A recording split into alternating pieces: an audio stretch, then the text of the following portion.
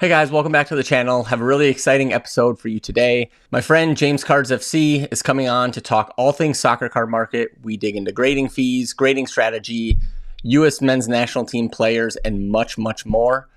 You're not going to want to miss this, so stick around.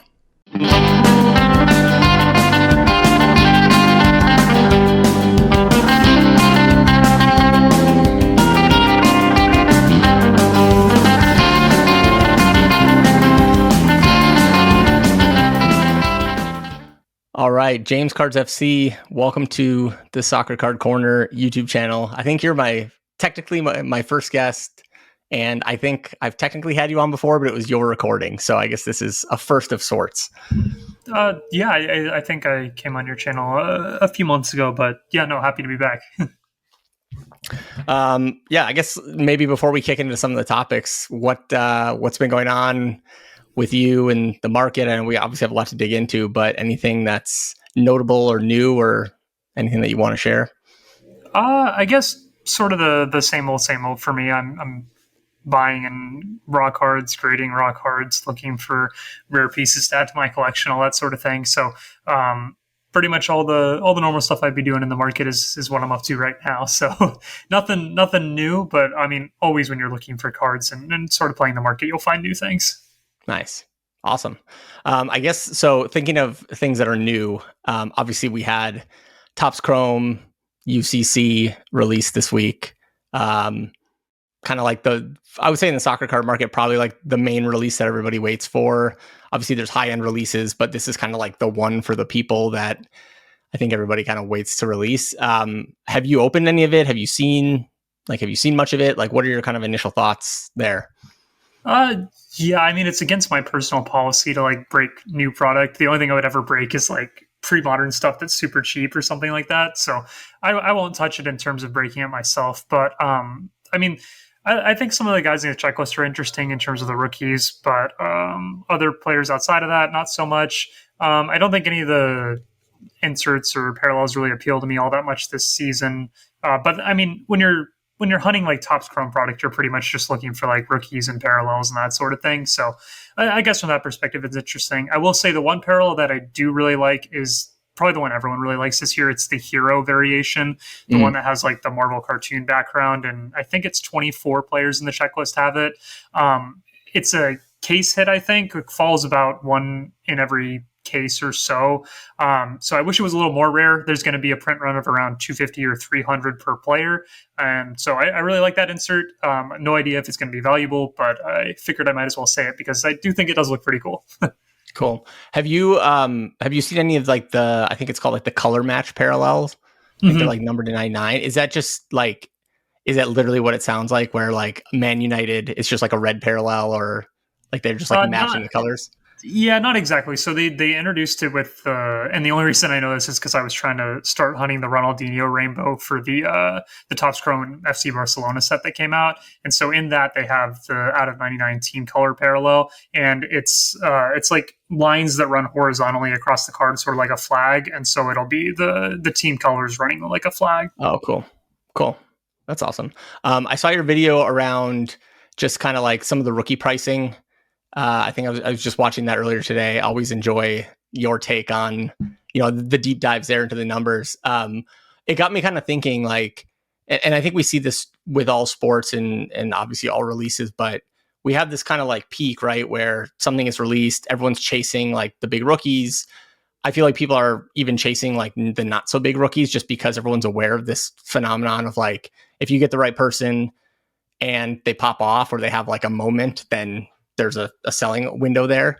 I can't help but think that it almost makes like no sense to buy anybody right now. Am I like off base there? Does that sound right? Because I just feel like we always hit this hype. Well, maybe there's two opposing thoughts here. One is like, it makes no sense to buy them because we're going to be in this like FOMO phase, and then it's going to eventually taper off. But by the time it starts to taper off, some of like the early sort of like fresh singles or whatnot are gone. And so now then you're dealing with either like more recycled cards or, especially if you're chasing like lower numbered parallels, they might be gone.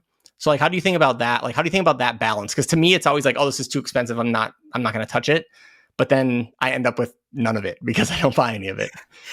Yeah, I talked about this in one of my videos a couple of months back, where in 99% of cases, you're better off just sitting and waiting literally like 3 to 6 weeks once the products come out, because the first singles that hit the market, there's nothing on the market. So there's a massive amount of people that all want one card. And so there's only that one card on the market, so the price goes up. And as more sell, obviously the price declines because there's less people that want to buy so many of the same cards, sort of thing that happens. And so and to go along with that, where we're at in the season for all these guys, unless you're talking about somebody that's on the transfer block, not a lot's going to happen here in the next few weeks that's really going to move their prices much. So I can't really see a scenario in which you would need to FOMO into a particular player. Maybe somebody gets a random surprise move and that spikes their prices from where they were at on release. But for most of these guys, I don't think that's really on the cards or in play for them. So from that perspective, yeah, I think you're probably better off just waiting. The one scenario where you can't do that is if an out of 5, the 1 of 1, something like that hits the market in the first week. You're kind of just at the mercy of whatever the market rate is going to be for it, because you're not really going to have a chance at getting it back again. For example, I think the Santi Jimenez Superfractor was already hit, and it actually had already sold. I don't know how much it went for. It was Orbet's offer for around 3,000, so I'm not sure how much it went for, but I did notice that it was pulled and listed. And so if you were going to try and get that card, you're kind of screwed, and you're going to have to pay the market price for it just because it got hit so early. Yeah, no, that makes sense. I guess in terms of just another thing I want to talk about is I think this is the first year where for Topps Chrome they're including all of the UEFA competitions in one product. Like I think Merlin was maybe the only one that had like the non-Champions League competitions recently. And so I guess what I'm getting at is there was this dynamic where Topps Chrome would be Champions League, so you'd have a lot of the big teams and then some of the other European teams in the Champions League, and then a lot of those same teams and players would be throughout a lot of the Topps products. Except then we'd have Merlin where it would be like Europa League or something else. And so you'd have these like cases where one rookie has only one rookie card, or, a very limited set of rookie cards because they're only in like Merlin. Like I remember last year, Merlin, when that checklist came out, a lot of people were kind of running to it to be like, oh my God, there's like these players who like, they're not in anything else. Matthias Tell, for example. Yeah, there was some hype and FOMO around that, but I'm just wondering, like, what are your thoughts on, do you think, it seems like a lot of these guys will have just more rookie cards in general. And what do you think that means just in terms of like the idea of like chasing rookies and prospecting, kind of generally? Yeah, I mean, one of my pillars of the strategy and prospecting in general is you really want to be targeting guys that don't have a lot of rookie cards. And so normally I would say you pretty much just want to avoid anybody that's in these sorts of checklists. Like if they're in the Topps UCL or Topps UCC checklists, they're probably going to be in Finest, and they're probably going to be in pick your choice of whatever set comes out throughout the year. They're going to be in that checklist. So the amount of rookie cards they're going to have is going to be a very, very large number in comparison to, for example, a guy like Rasmus Højlund, for example, is maybe only going to be in the Select Serie A set and maybe Chronicles or something like that. So he's only going to have 2 sets when most of these guys are going to have like 20 or 30. And so that just means that his cards are going to be that much more rare. And if he does something that causes a price increase, it could get a lot more dramatic because there's just not a lot of supply going on. Whereas a guy like Garnacho is literally in every single set because he's in Premier League, so he gets the Panini sets. He's in the top set. He's going to be in literally every single set. So it's hard for his stuff to really go on a big run unless, I guess you can make a case if you're targeting the super in-demand stuff. So like if you're targeting golds out of 50 or 1 of 1s or things like that are of a higher class that people really, really want to go for and they could spend a lot of money on, maybe that stuff sort of gets a boost if he does something really big. But in terms of like the lower tier parallels that are out of 100 or more, or the base Sapphire stuff like that, it's hard to get movement on that when there's just so many other options. I mean, we see this with Jude Bellingham, for example. He makes this big transfer to Madrid, and his Sapphires pretty much stay in the same spot just because he has so many different cards to choose from. Yeah, no, that makes sense. Cool. Any other final thoughts on just that release, or have you purchased anything yet? Like, are you eyeing up? Obviously, don't give away your secrets, but just curious to know, like, have you pulled the trigger on any singles yet? I have not. I'm waiting for more of them to come to market. I probably will buy a few guys from the checklist. If you've watched my past two videos, it's probably pretty obvious the guys that I like and the guys that I would sort of think about targeting just based on how I think the market is priced them versus how I rank them.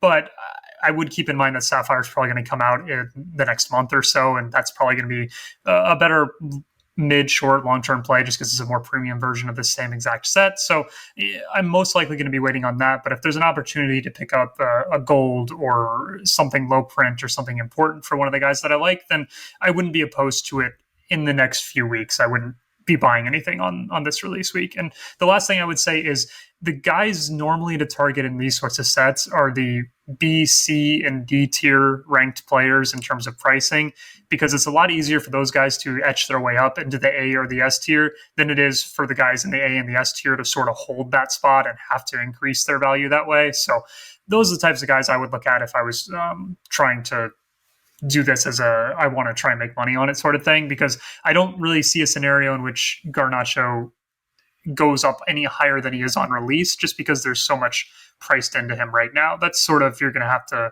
wait and hope that he becomes world class over the next few years and continues to prove himself in order to see returns. Whereas if a guy in the D or C tier has a few goals in the first week of the season, he can really go up in price. Yeah, no, that makes sense. I recall us talking about Erling Haaland a long time, a while back, saying it's everything's priced in, and he went and broke the Premier League record for goals, which is basically literally like more than we could have potentially thought he was going to do. Yeah, and even in that case, his cards really haven't gone up that much. Exactly. Like if you go out a year's landscape, he can't be up any more than 15 or 20%. And on some cards, I'm sure he's flat or down. So if you think about that, he had literally the best season possible, and your return was pretty much what you paid once you factor in eBay fees. And so if you're looking at that as sort of I'm trying to make a play on Haaland in his first year in the Premier League, there just wasn't a play to be made. Yeah. No, that makes sense. Cool. Let's shift gears here. One thing I wanted to bring up, I don't know if you have any experience with this, but I thought it was super interesting, and then I've actually used it and have some thoughts. But so eBay announced, or at least I got an email a few weeks ago, basically saying that like all my listings are eligible for international selling. And basically the way this works is I don't have to do anything in my listings. Like all my listings, I haven't touched them, but now international buyers can buy them, and eBay will basically just have me ship to them, and then they'll charge the shipping fees on their end, and then they ship to like Belgium or Canada or wherever. Yeah, just like the international warehouses do, sort of thing. Yeah, and I thought it was really, I thought it was really smart, especially for the soccer card market, just because it's such an international market, and it's a good way, I think, to like allow sellers to reach international buyers and vice versa, without having to like deal with the shipping fees and things like that. Like I shipped one thing to Canada one time for a guy, and it was like way over and above like what just UPS was. But I guess I'm just curious to know, one, have you used this at all? I guess just what are your thoughts on it, just generally? Yeah, any audience that you can introduce things to and just build off the audience that we already have is a good thing. So if eBay is going to allow you to easily ship across the globe, that's obviously a really good thing because it opens yourself up to getting more eyes on your cards and growing the market and all that super fun stuff. So I personally don't have any experience with it because I don't sell on my own. Hopefully the consignment houses that I work with end up using it, and that would help get more eyes on the market. So sounds great to me. I don't have any personal experience with it, but if it's like any of the international sites that do very similar things, then it's a step in the right direction. Definitely can't hurt.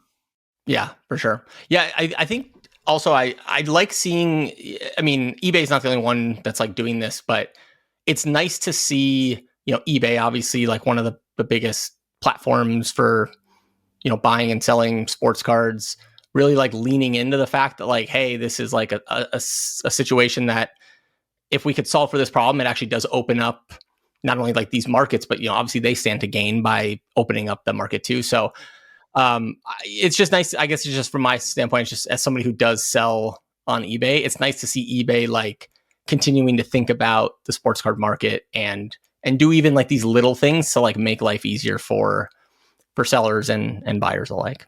Mm-hmm. All right, let's shift to another topic that I know you have experience in, that is card grading. So just to recap for anybody watching, currently PSA is running a $15 per card bulk special.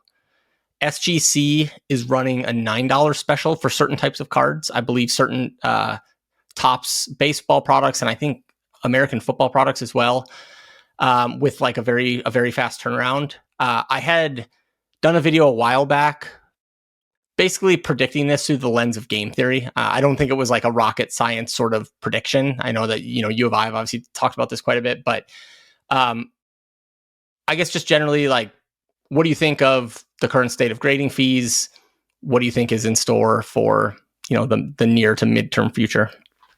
Yeah, I think we're at a really interesting point because now it sort of feels like the companies are all getting the volume that they're sort of wanting to get at these price ranges.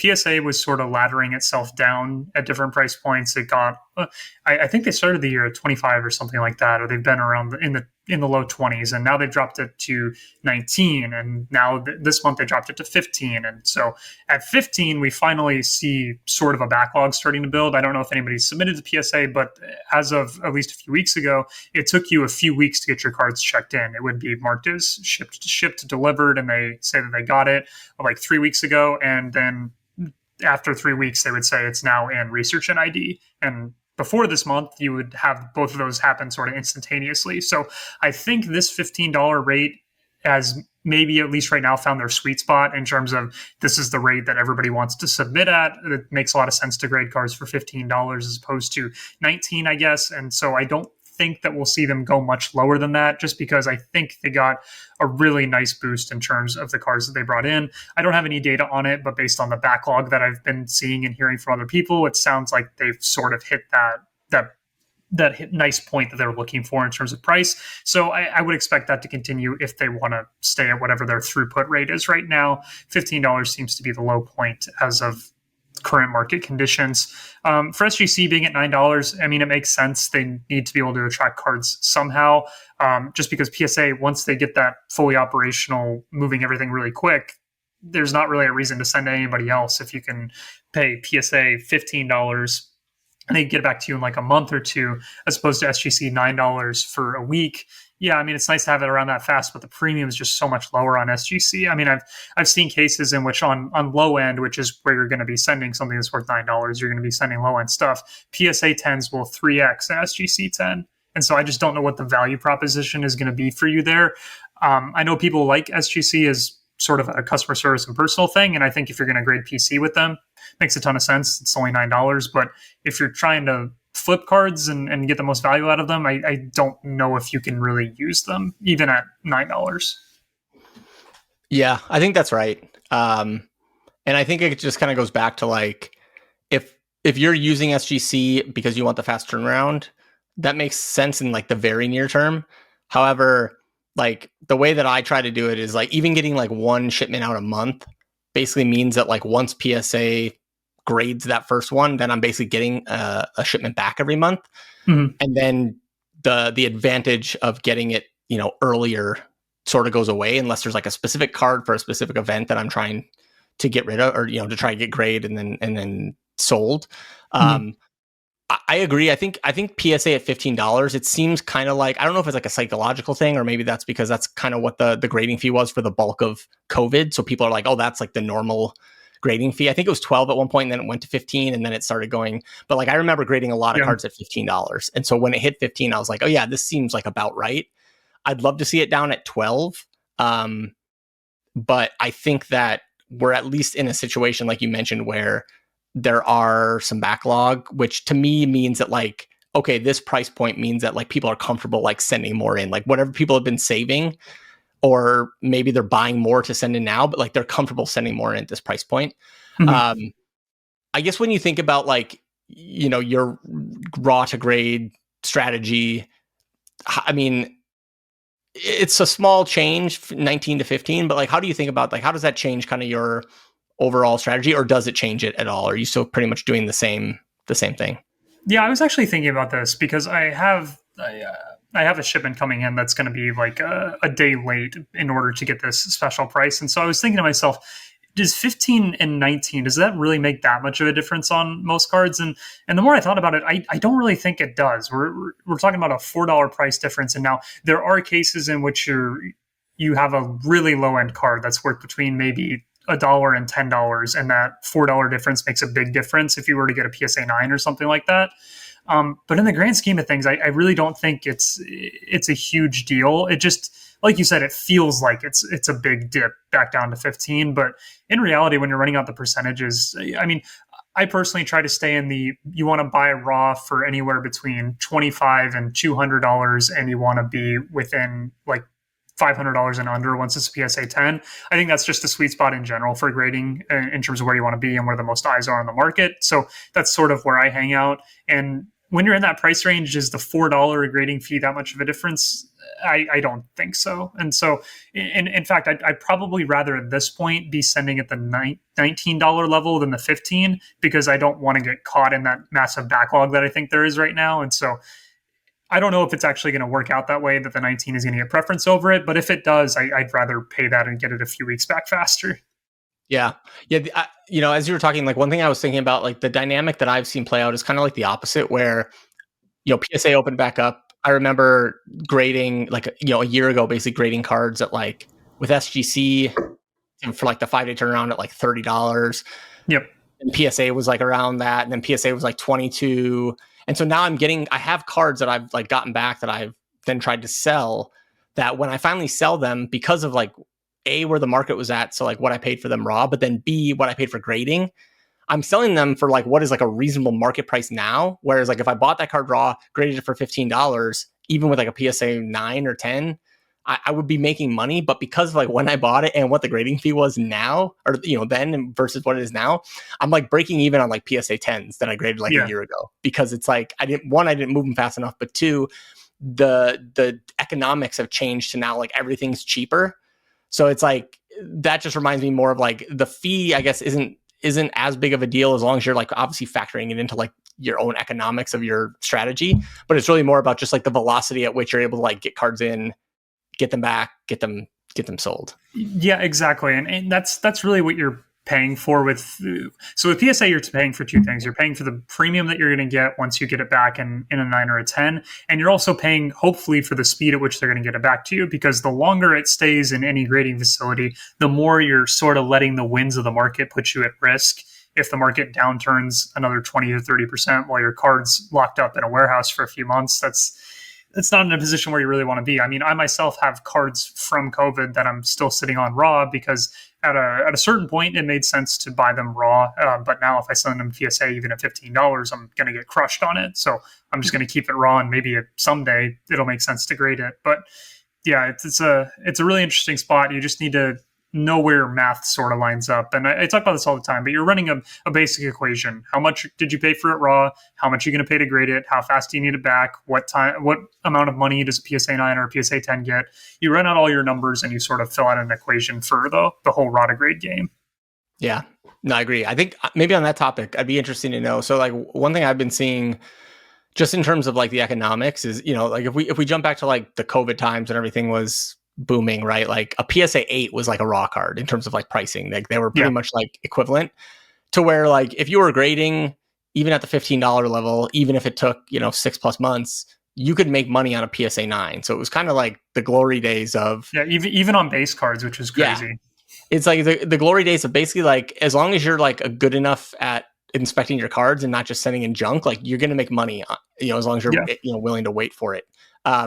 Now it seems like basically if you get a PSA 9, like I actually sold a PSA 9 yesterday. It was like Kylian Mbappe, parallel PSA 9. It was like, I think all in, I was like 60 or $70. I made 77 cents on it. Yeah. So like, but to me, that's a win. Like eking out any profit on PSA 9 today, especially with the grading fee, is a win, because now it seems like raw cards are more akin in price to a PSA 9. I have to imagine, from like a strategy standpoint, that just kind of changes the equation, right? So like when you're buying raw cards, you're just factoring in like, okay, raw plus grade versus like PSA 9. I assume that just changes the numbers. Maybe like, I don't know, maybe shed some light on maybe how you think about that. Yeah. So like back during the COVID days, it was sort of, if I'm going to buy a raw card, I want to make money whether it's a 9 or a 10. And now the margins have shifted so much that I hope I can break even on a 9 and do really, really well on a 10 so that I can offset any sort of bad grades I get. So if I get an 8 or if I get a 9 and it doesn't sell as well as I thought, then I'm going to be okay because the 10 premium is still going to come through.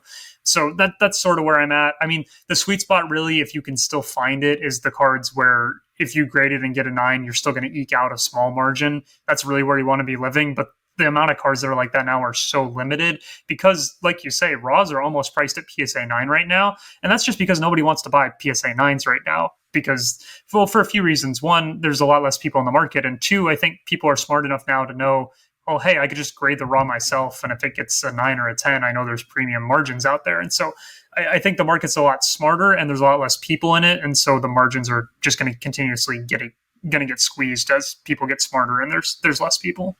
Yeah.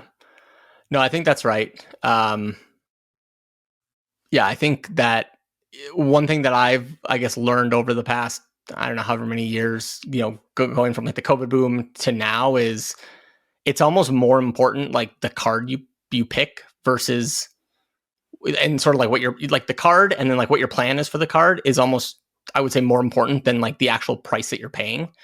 Because, I'll give you like an example of, one of the cards that I recently sold as part of like my bankroll challenge was a Virgil van Dijk Mosaic Genesis. Love Virgil van Dijk, love Genesis. That's why I bought it. I bought it, I think, for like $50, but at the time grading was like $30. So I was all in on this card for like $80+ with grading fees. I finally sold it the other day for $82 after holding it for so long. Yeah, I sold one previously for like a little over 100, but what I'm getting at there is like just based on where the market is and the type of card it is, I was basically too afraid to put that at auction because I was worried it was going to sell for like $60. So the flip side was I held it. And you mentioned like there are some PSA 9s you can eke out a profit. I agree with that. I think what you trade off there though is like the velocity of like moving your capital. Like there's plenty of cards that I can hold and basically just wait till I get a price or at least close enough to a price. But if you then take into consideration the time that I've spent holding versus like if I had just sold that 6 months ago or whatever and then recycled it, I could have made more money over that time. And so I think like a lot of like one thing I've been thinking about a lot more is just like, okay, there's this cool card and maybe even if I can get a deal on it, that's great. But then like, what's my plan? Like, am I auctioning this off? I've actually been gravitating more towards cards that I know I can just send to auction. Yep. Then I just don't even need to like worry about it. And I know that, okay, if it gets a 10, it's probably going to do fine. And if it gets a 9, I'm probably going to lose a little bit. But then at least it's like, if I grade 50 of those, hopefully like my 10s versus 9s ratio will be high enough that it just makes a bit of a profit. And then it's just a matter of like volume, like how much for every dollar, if I make 30 cents, I just need to spend more dollars basically, and just like keep things moving. But that's kind of like how I've evolved my thinking and like raw to grade. I don't think that's anything novel, but it's just like, that's kind of like the journey I've taken from the COVID boom to like starting in soccer cards to being more, I guess, like, immersed in soccer cards, over the past years. I think you hit on an important point there, which is like the types of cards you're targeting is like super important because getting deals on cards that are hard to move really doesn't benefit you at all because eventually you're going to have to be the one that sells that hard to move card. And you really don't want to be in a position where you can't put something at auction because, like you said, velocity is the most important thing. If you're doing the whole raw to grade stuff, velocity is the most important. And so for me personally, over the past year, ever since PSA dropped their rates down to this $19-ish range, I've been grading a lot more, and I'm literally specifically targeting maybe 4 or 5 players. And it's the most obvious players possible because I want to be able to put things on auction and just run them. Back in the day during like COVID, I was targeting 50 players at a time. It didn't matter what it was because even speculative players, maybe they pop off while it's at grading, that sort of thing. Now I don't really want to be taking those risks because I don't want to be left holding it at the end of a process where I really want to keep funds moving. And so, yeah, I mean, I'm literally just at this point just grading like Messi, Holland, US guys, and that's pretty much it. Yeah. No, I mean, I think mine is similar. One thing I have started doing more of though is like for more like I've also like evolved more as like a investor, quote unquote, into more of like a collector mindset. And I guess the way I think about that is I don't have like unlimited funds. Like I can't just go out and like buy a bunch of cases and just wait, pull a card I want, grade it, or like just buy any card up for auction. And I really enjoy like the whole like raw to grade and like creating value and almost like building up like a pool of funds that I can then use for what I want. And I found that like I'll grade a lot of cards that even when I buy them, I'm like, oh, this is a cool card. Like I would love to just have this. But then like once I grade it and it's sitting there, I'm like, I don't know. Like I don't really love Yeah. it as much. And then it's like I'm really focusing on just like fewer cards for like my quote unquote PC, but using this like sort of raw to grade angle to like build up the funds to then like afford those. And where some of this like the deals can come in is like, yeah, I can find a card for some player that I just really like, and I can get it for what I think is a good deal because maybe it's just like a player that I like that, like, like some Yunus Musa cards, for example. I really like him as a player. He's obviously getting a bit more hype, I'd say more recently as he continues to play well and it has some transfer buzz. But for a while, it was just like, I was just like pretty much stacking all these like random Yunus Musa cards, and I was getting them for what, at least relative to eBay comps, what were good deals. And that's kind of where I've been focusing a lot of like my deals. And then like to your point, things that I know I want to sell, just thinking about like, okay, is it a certain player? You mentioned obviously some of the big ones. Is it like a certain set? So like one set that I found actually does like pretty well, or it has like some demand, is like 2015 Select, and they're actually like pretty affordable. And they have like a bunch of different color parallels, and some like the older, good players, and then or is it like a player like a good, if it's like a younger prospect, like is it on like sort of like a notable team? So like Cody Gakpo is one that I've purchased a lot of. There's plenty of Liverpool fans. He's played pretty well, so it's like it's not hard to like move that. It's not hard for there to be like a market there. But like even that one is sort of like on the fringe of like all it takes is for him to like get injured and like that kind of dries up. You know what I mean? And so Yeah, you want there to be a buyer pool there for you when you eventually go to sell it. And so whether that be through the buyer pool being a lot of people collect this set or a lot of people collect this player, or there's a lot of speculation on this guy for transfers, that sort of thing, you just want to make sure that there's going to be a buyer pool at the end of it. Because if you're the only one that's buying a certain player at comps or a certain set at comps, then when you go to sell it, there's not really another buyer for it.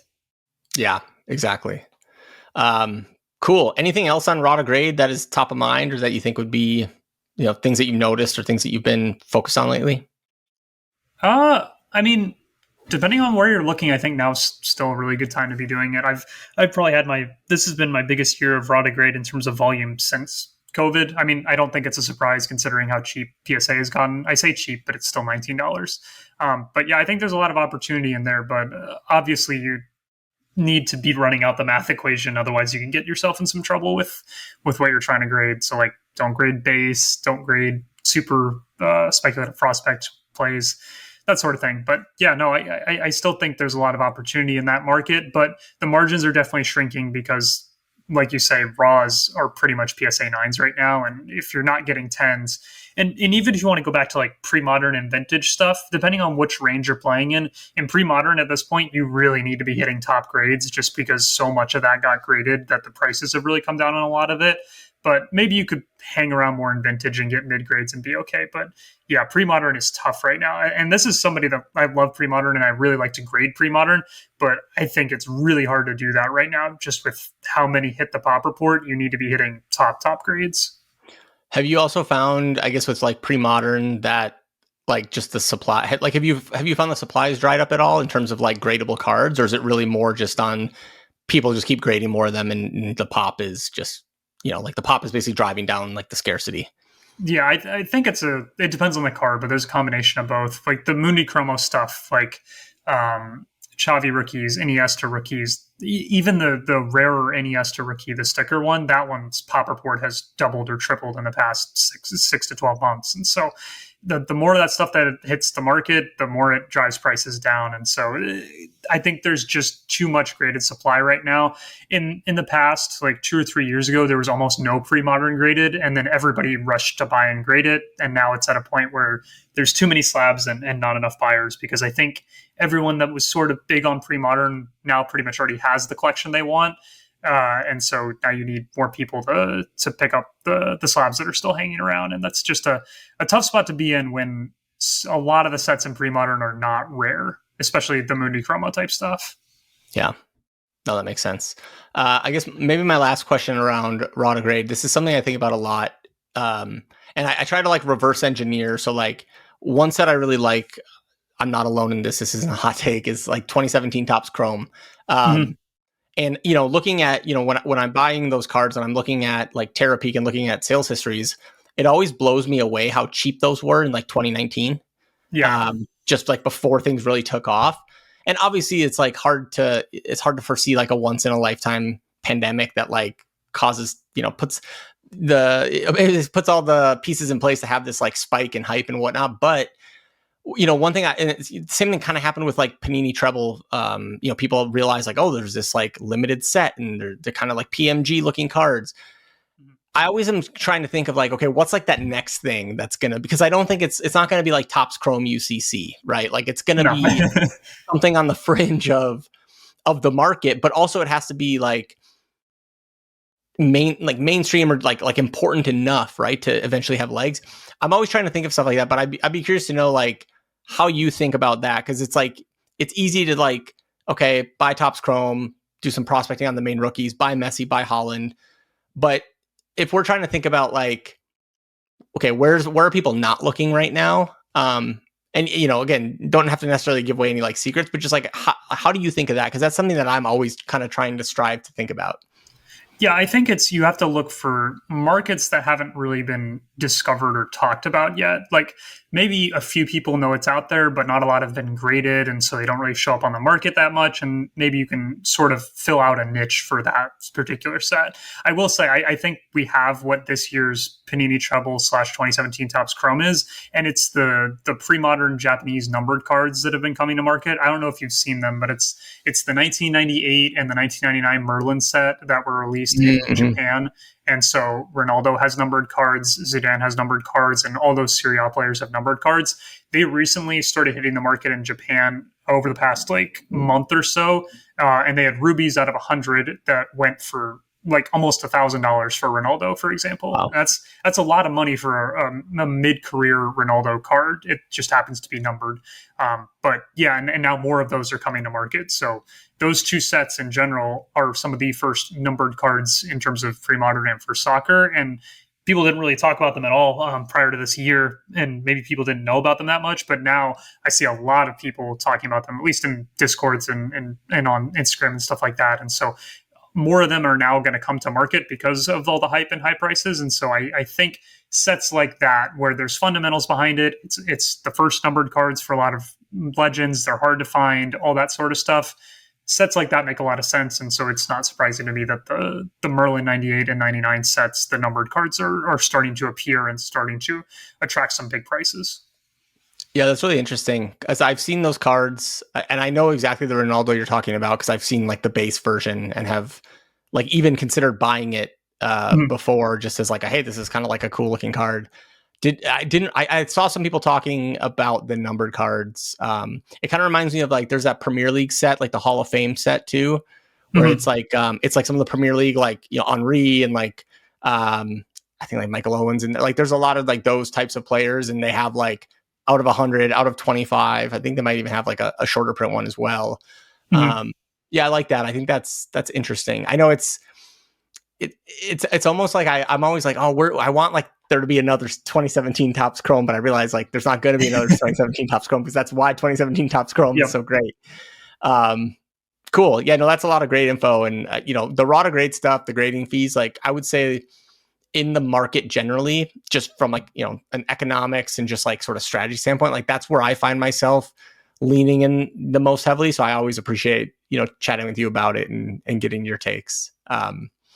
All right, yeah, it's definitely the area of the market that I have the most fun in. Exactly. I don't know if it's super mainstream to just be doing raw to grade pretty much primarily, but I have so much fun doing raw to grade. Yeah, I agree. I love it. Like I'm like, how do I buy more cards and like get them out faster? And I'm still trying to figure out if I could potentially get like 50 more cards inspected and prepped today for this $15. I've spent the last 2 weeks refreshing my PSA app literally like every hour, because I have a QA2 list disappeared submission. And so it's the stuff like that I live for. When I think when that pops, it's gonna be like the greatest moment of my life for like 5 minutes as I scroll through them, and then it's on to the next one.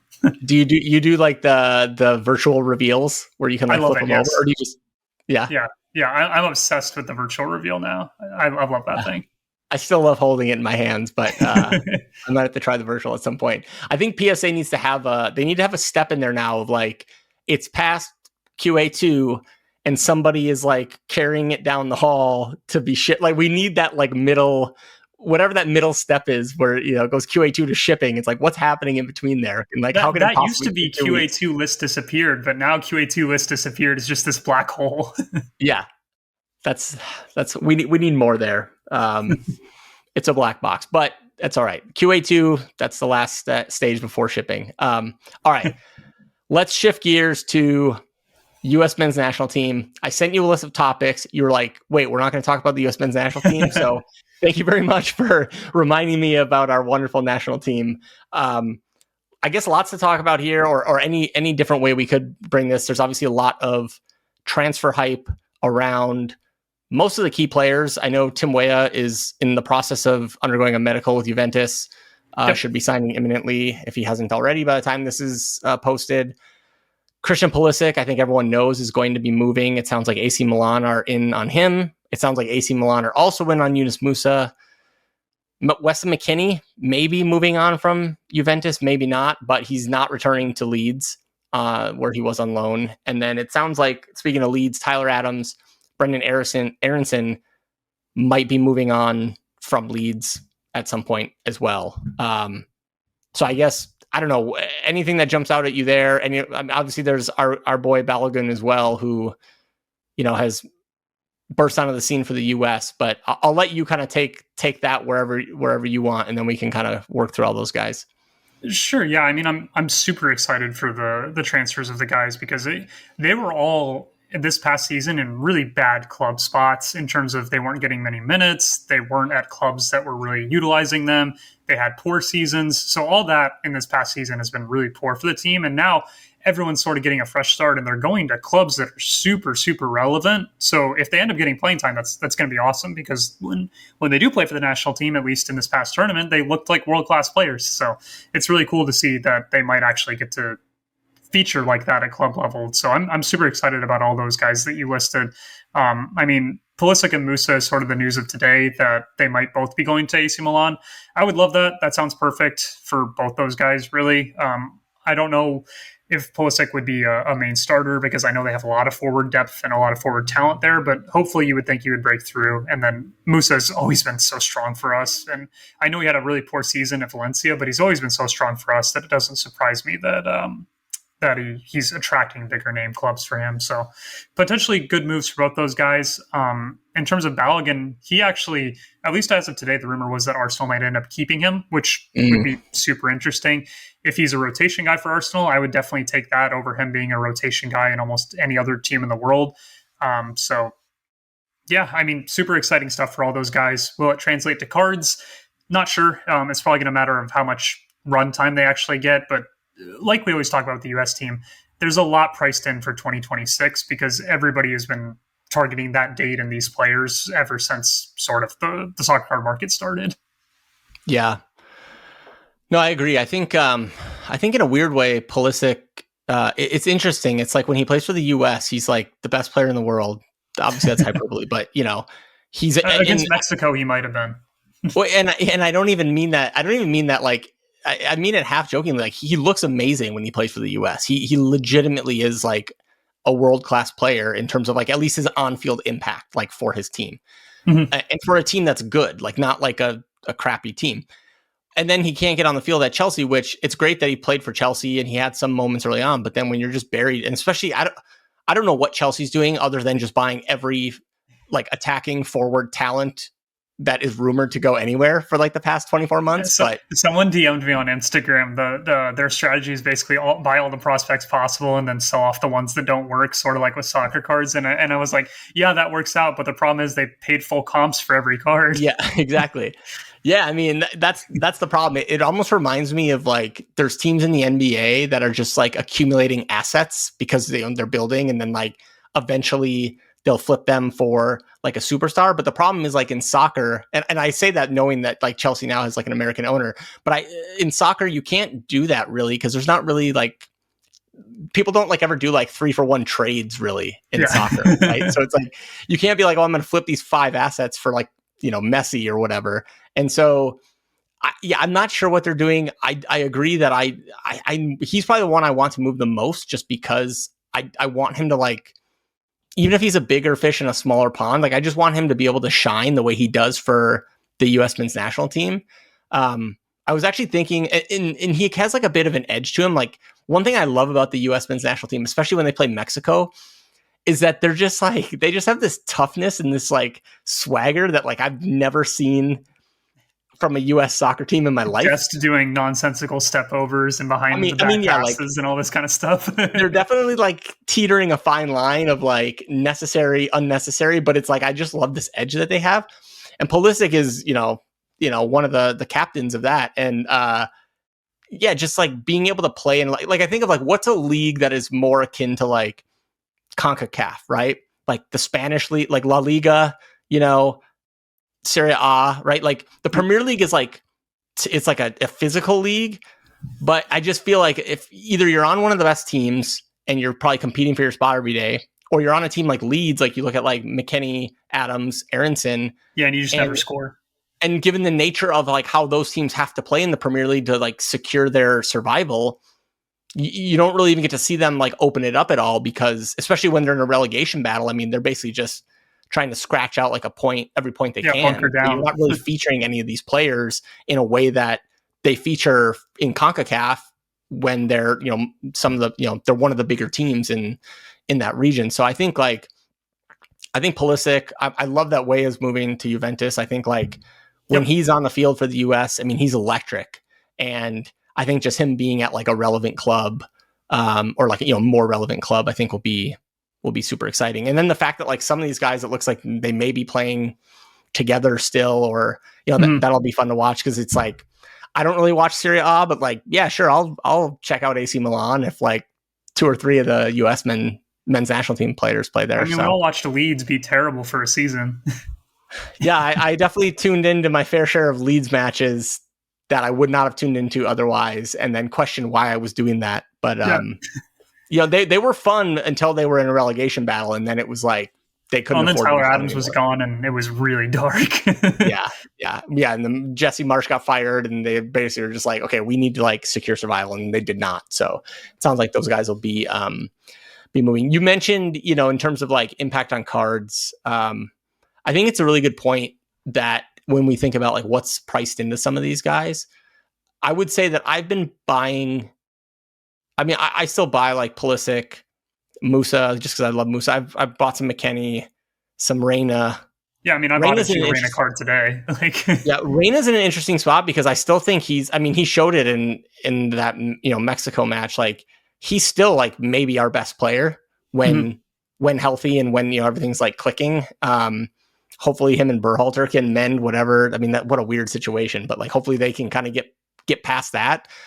But he's another one where, he's still really young. Dortmund is obviously known as like a sort of feeding ground to like other big clubs. So it wouldn't shock me, probably not this summer, but like it wouldn't shock me before the next World Cup if he's also on the move somewhere, just depending on like how he continues to progress at Dortmund. But I think it's actually like a good time to be buying him, like not financial advice, but just like he kind of like didn't get a lot of playing time in the World Cup, but he still reminds us that like, yeah, he's still like one of those dudes for that team. And I just love him as rookies. Yeah. That's another good thing for him. And I just love him as a player to where it's like, even buying like the Peacocks parallel, like just those parallels of those guys. It's just like having one of these like exotic parallels of like the US guys. Like that's just like that really hits my wheelhouse in terms of just things I like to do. But I guess what I was getting at is a lot's priced in, but I think with a lot of those guys, what I've been focusing on is just trying to find like that. Those are guys that I try to find more like deals with, where it's like, okay, I'm not going to necessarily pay like 100% of comp for it. I'll just let that one go. But every now and then, like in different pockets, you can find, like I said, some of these parallels where it's like, okay, I could grade this for $15, buy it for 30. If I get a PSA 10, it's like a $75 card. And so there's like a decent amount of of margin there, especially like some of these Peacock and like choice parallels. I've noticed when you bring those to eBay, there's a bit of a market for them just because they're kind of different from the typical parallels.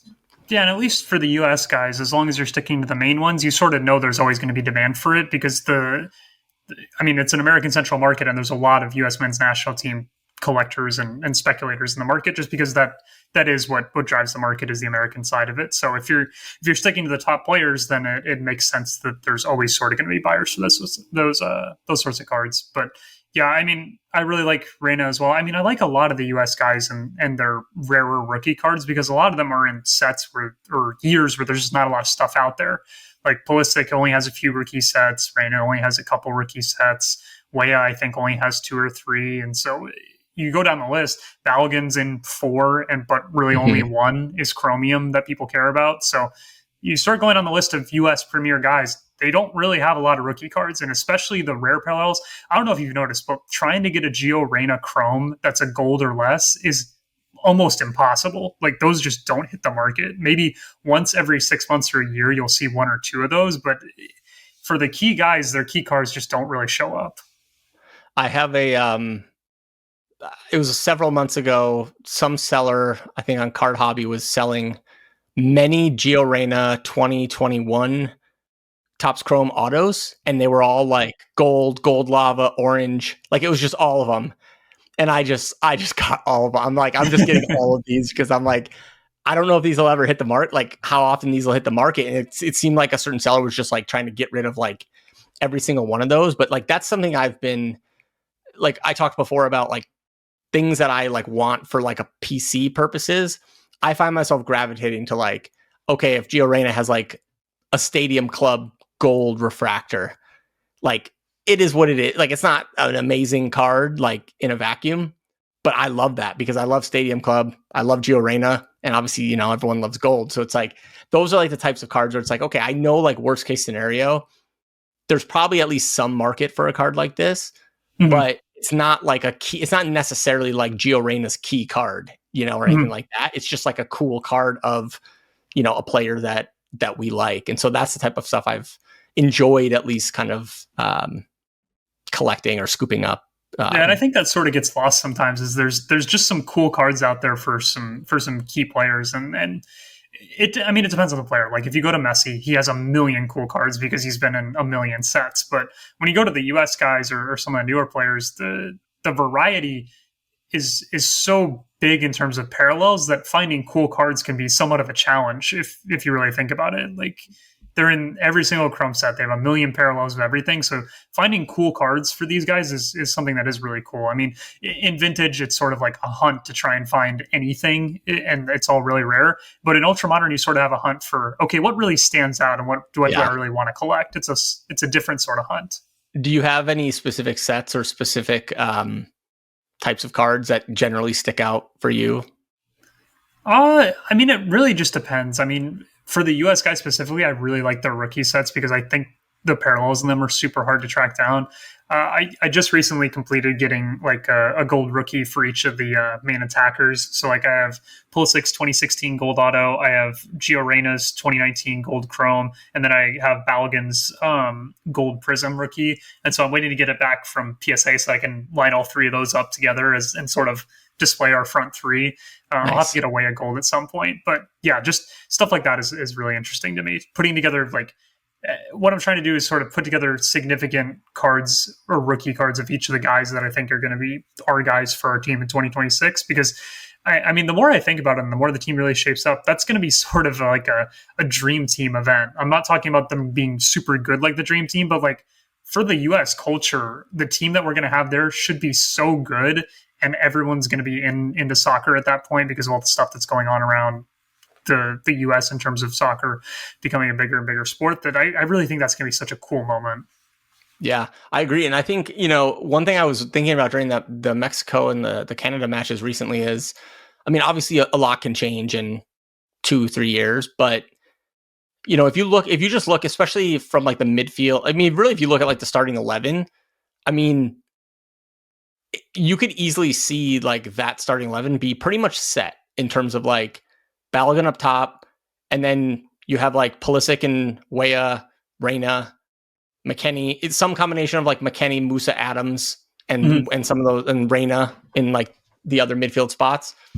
And then you have Dest and Robinson, and then Zimmerman, and there's probably like a question mark next to Zimmerman, and then Turner in goal. But it's like, it's not like there's going to be some prospect who's like 18 right now that comes out of nowhere and gets into that team, because all these guys are so young and they've already been kind of playing together, with the exception of Balogun, like for years now. That, to me, that's like the really cool part, is that they're already kind of like, the team is kind of like what it is. And now it's like, we get to watch them like grow together and kind of like hit their primes together. And like, that'll kind of all be, coalescing right around the time of the World Cup. And yeah, it's really cool. I mean, just like, I guess I think like the way I would think of it too is just like, this team is just really cool. Like, they're just like a bunch of cool guys, just like you follow them on Instagram, or like you see them, just like the way they act, they're just like cool.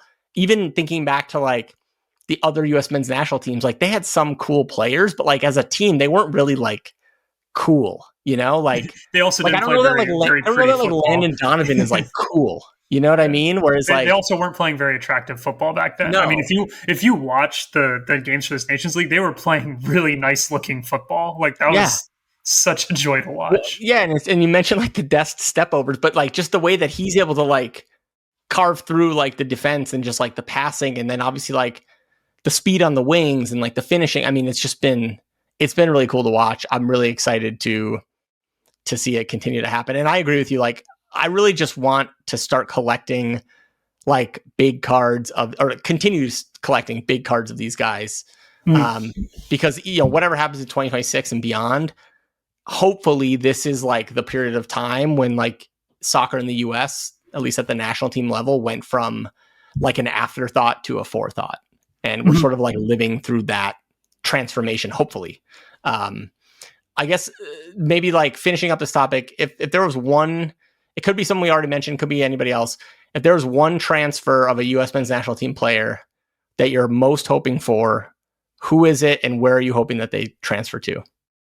I would really like Taylor Booth to go somewhere that he can play at like a better club than he's at right now, but he needs to get minutes, because of the guys that aren't in the starting lineup right now, I am most excited about Taylor Booth, because he's one of the few guys that I could see challenging for a starter's kind of spot. The rest of the guys, like you say, it feels, apart from injuries and super down performances, it feels very set in stone that these are going to be the guys.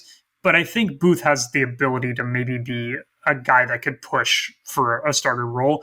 I mean, last season he was player of the month for one of the months in the Netherlands. He plays for a mid-table club, and now there's transfer rumors for him to go to. I mean, the Man United rumors probably fake and just made for buzz and views and that sort of thing. But there's some clubs that are interested in him, and so anytime those sort of rumors start coming and flying, I get interested, and I like to track progress. And so I'm interested in him. And then Dest, I would love to go anywhere that he can actually play. He literally hasn't played club football in like 2 seasons, but whenever he's on the field for us, he's so good. He's still with Milan, right? Like technically? Yeah, he's technically, no. Or is he on loan? Yeah, he's on loan at Milan from Barcelona, and Milan basically said, "Hey, go home. We don't want you." And Barcelona doesn't want him either. Don't want you. Yeah. Yeah, that's another one. Anywhere you can go to get minutes. It is crazy. So I like kind of a funny story. So when they played Mexico that night, I couldn't watch live. So I like recorded it on, YouTube TV, whatever. And when I got home, I went to my like library and it was like US Mexico, and I turned it on and I was like, wait, this is kind of weird. It like wasn't the A team. I'm like, I could have swore that it was like the best team playing. Well, it turns out I recorded like some match from like 3 months ago, but I was watching it for like 20 minutes before I realized. But Dest was on the field and he led. It was the one where Jesus Ferreira scored like the equalizer. Yeah. And Dest on that play had one of the most insane like runs to like get the ball upfield and then like get it out wide. And then he basically had like the same type of play in the actual, match against Mexico. And it's just like, yeah, when he's in the game, I mean, he is a complete game changer, coming up the wing there. And I would love to see him actually play at the club level, just so he could, one, display that to the world, but also too, it's like, it is kind of nerve wracking when it's like, and Dest is starting, but he hasn't played in 6 months. So it's Yeah, like, exactly. I mean, I can see why he doesn't get minutes at higher levels because I can see him being a defensive liability with how much he does go forward in any risk takes with his dribbling and stuff like that. But there's got to be some club out there that can get the best out of him if he can do what he does for the US. there's got to be, yeah, it's got to be some club that plays like a 3-5-2 and he can just be one of the wing backs. Yeah. And then that way it's like they're already playing defensive, so he doesn't completely like open it up if he misses, but then he can kind of just keep charging up the wing there. But cool. Well, let's start wrapping this up. I guess, finally, one thing that maybe I just want to ask is just, as you think about, like, we're kind of in this dead zone of like US men's national team matches. Obviously, like, the World Cup's not for a while. We have some big releases that are just like kind of hitting the market right now. How are you thinking about like the next 6 months of like the soccer card market in terms of just like, how are you planning to approach it? Are you changing anything? Or are you just kind of sticking with, the same strategy that you've been going with thus far? Yeah, I mean, I think for me, it's sort of if it's not broke, don't try and fix it. And so I'll just be doing the same sort of things that I've been doing. But I mean, it'll be interesting once obviously things get more underway in terms of the season itself, and then things will shift and move. But yeah, I mean, like I said before, I think the system that I have now is working pretty well in terms of just targeting the super most obvious stuff, and then sort of trying to collect the US guys is really my sweet spot and how I'm enjoying the hobby right now. And so I don't imagine that changing over the next 6 months, at least not from what I can see right now. Cool. No, I love that. I guess before we head out of here, I assume anybody watching this is already subscribed to you. If they're not, you should subscribe to James's channel. I personally really enjoy a lot of the deep dives. I'm like a numbers guy, so I love a lot of like the breakdowns in terms of just like a lot of the stat based stuff, a lot of the economics based stuff. Very like resonates very strongly with me. Maybe give the people, just like a high level of like what your channel's all about and what they can expect, here in the coming months from you. Yeah, I mean, it's interesting. I'm sort of at this point where I'm putting out less than I normally used to, but I think the quality has definitely increased in terms of what I've been putting out, and I'm really proud of what I'm putting together. But yeah, I focus on the financial side, and I enjoy doing that. And I've actually started introducing more of what I'm doing day to day in the market and that sort of thing, and I like discussing that. So I'll probably continue doing that as well. So if, like you said, the people may already know me, but if not, that's the sort of stuff I've been doing. Awesome. Well, thanks a lot, James, for coming on. Always appreciate talking with you. Definitely have to do it again sometime soon. Yep, perfect. Thanks for having me on.